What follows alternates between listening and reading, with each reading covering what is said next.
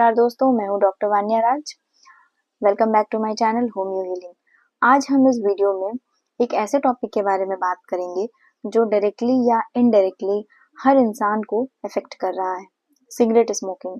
आज इस वीडियो में सिगरेट स्मोकिंग को कैसे क्विट करें, इसका एडिक्शन कैसे होता है, इसके रिस्क फैक्टर्स से लेकर second hand smoke, withdrawal symptoms, साथ ही साथ डिस्कस करेंगे कि कौन सी ऐसी होम्योपैथिक मेडिसिन हैं जो आपके सिगरेट स्मोकिंग को क्विट करने के जर्नी में हेल्प कर सकती है। तो आइए शुरू करते हैं। सिगरेट में एक निकोटिन नाम का सब्सटेंस होता है जो कि एक पावरफुल एडिक्टिव सब्सटेंस है, और जब हम स्मोक करते हैं तो हम सिर्फ अपने लंग्स को ही नहीं बल्कि अपनी पूरी बॉडी को धीरे धीरे पॉइजन। आइए जानते हैं कि एडिक्शन कैसे डेवलप करता है, हाउ एडिक्शन डेवलप।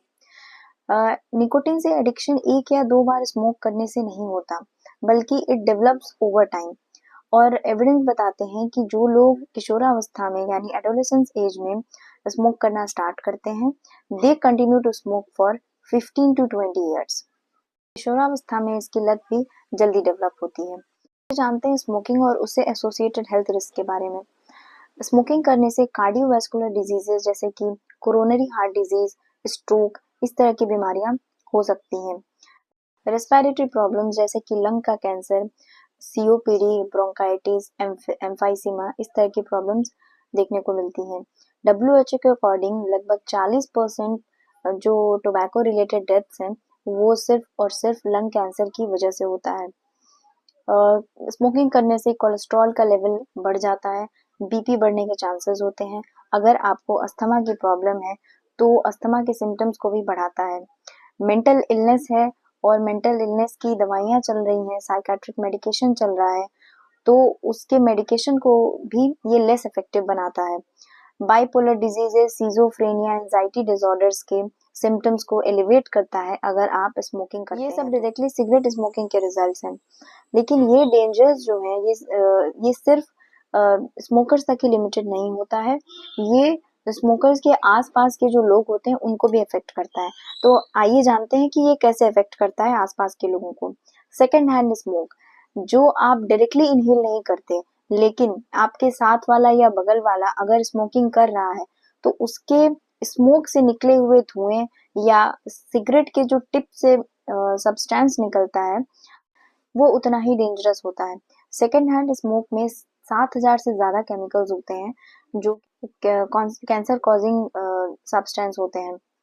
ये डायरेक्टली इफेक्ट करता है उन लोगों को जो कि आसपास होते हैं, क्योंकि सिगरेट से निकला हुआ धुआं हवा में लगभग 5 घंटे तक रह सकता है और ये धीरे धीरे सेटल होता है कारपेट्स पर, फर्नीचर्स पर, टॉयज पर और दूसरे आसपास की चीजों पर, जिसे बच्चे या अदर पर्सन, एडल्ट लोग धीरे धीरे एब्जॉर्ब करते हैं।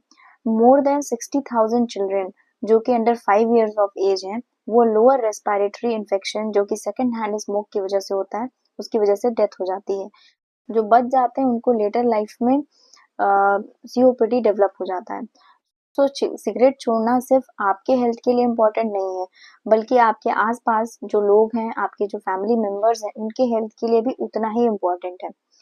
पर ये सब समझने के बाद आप सोच रहे होंगे कि सिगरेट स्मोकिंग छोड़ने से क्या होगा, विल इट बी इजी? बिल्कुल नहीं।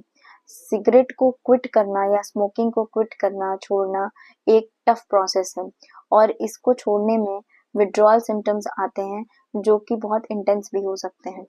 विड्रॉल सिम्टम्स क्या क्या होते हैं आइए जानते हैं। इरिटेबिलिटी यानी चिड़चिड़ापन, थकान, स्ट्रेस, एंजाइटी, रेस्टलेसनेस, मूड का स्विंग्स होना, डिफिकल्टी इन कंसंट्रेशन, एपेटाइट का बढ़ जाना, ये सारे विड्रॉल सिम्टम्स होते हैं। आपका बॉडी निकोटीन के बिना एडजस्ट कर रहा होता है, तो इसके लिए आपको लॉट्स ऑफ पेशेंस और साइकोलॉजिकल सपोर्ट और विल पावर। लेकिन ये सारे सिम्टम्स टेम्परेरी होते हैं और ये अगर आपने डिसाइड कर लिया है क्विट करने का, छोड़ने का धूम्रपान को, तो अपने डिसीजन पर अड़े रहें और विड्रॉल सिम्टम्स का फेज एंड हो जाएगा और आप अपनी लाइफ को और बेहतर बना सकते हैं। आइए अब जानते हैं कि लोग स्मोकिंग करना स्टार्ट क्यों करते हैं। What are the risk factors and why people smoke? Peer pressure, anxiety, stress या सिंपली बोर्डम? कुछ लोग इससे अपने इमोशंस को मैनेज करने में हेल्प लेते हैं इसकी। और ये एडिक्शन तब डेवलप होता है जब इसका इफेक्ट ब्रेन पर ज़्यादा होता है, जो कि एक रिलैक्सेशन और प्लेजर फील करवाता है।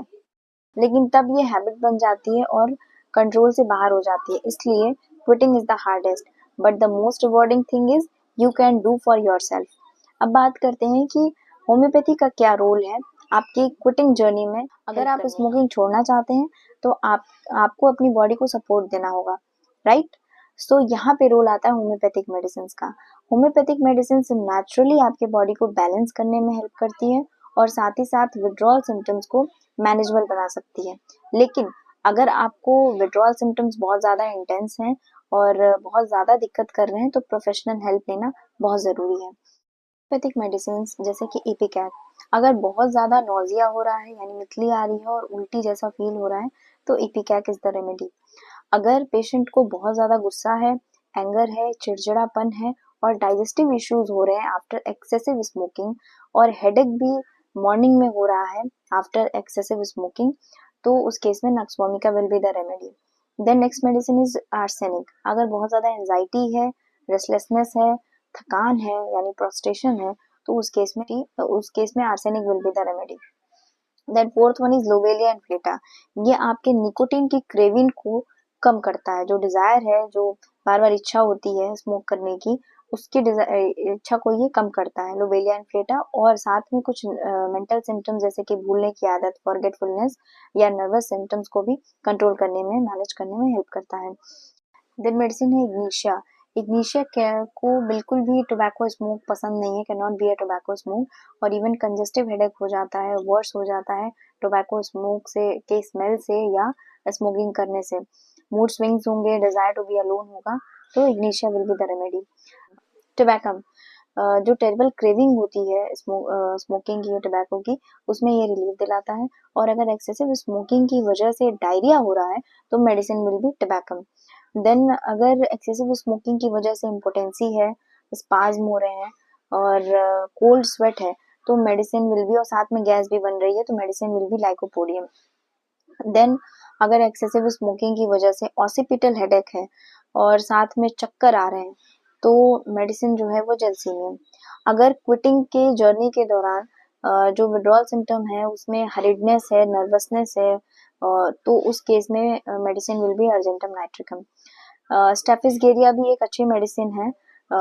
अगर बहुत ज़्यादा क्रेविंग हो रही है टोबैको की और साथ में भूख जो है वो बढ़ी हुई है, even the stomach is full, फिर भी एक्सेसिव हंगर है, तो मेडिसिन विल बी स्टेफिसगेरिया। ये मेडिसिन आपको मेंटल और फिजिकल सपोर्ट दे सकती हैं, but remember one thing, consistency is the key. So आपको कंसिस्टेंट रहना है और तभी आपकी जो कुकिंग की जर्नी है वो आसान हो सकती है। और साथ ही साथ आपको अपने लाइफ स्टाइल को भी मॉडिफाई करना होगा, जैसे कि आपको हेल्दी डाइट लेनी होगी, मेडिटेशन करना होगा, रेगुलर एक्सरसाइज करना होगा, स्ट्रेस मैनेजमेंट टेक्निक से आपको स्ट्रेस को दूर रखना होगा और साथ ही साथ सबसे बड़ी चीज, अपने आसपास से नेगेटिविटी को दूर रखना होगा। अगर आपके फ्रेंड्स या फैमिली मेंबर्स स्मोक करते हैं तो उनसे दूरी बनाकर रखें, क्योंकि आपको फिर सेकंड हैंड स्मोक और उसके जो साइड इफेक्ट्स हैं, जो हेल्थ इफेक्ट्स हैं, उसका सामना करना पड़ सकता है, टेम्पटेशन का सामना करना पड़ सकता है। तो गाइज आज का मैसेज ये है कि quitting smoking is a tough journey, but लेकिन अगर आपने डिसाइड किया है तो आप अपने हेल्थ को एक बेहतर दिशा दे सकते हैं। होम्योपैथिक मेडिसिन आपको सपोर्ट दे सकती हैं, आपकी क्विटिंग जर्नी को थोड़ा आसान बना सकती हैं, लेकिन सबसे जरूरी चीज़ है आपका विल पावर, आपका डिटर्मिनेशन और बहुत सारा पेशेंस। तो दोस्तों बताइएगा ज़रूर कि आपको मेरा वीडियो कैसा लगा। आज का वीडियो हेल्पफुल लगा हो तो प्लीज़ लाइक करें, शेयर करें, कमेंट करें और अपने थॉट्स ज़रूर बताएं कमेंट बॉक्स में। सो आज के लिए इतना ही, धन्यवाद।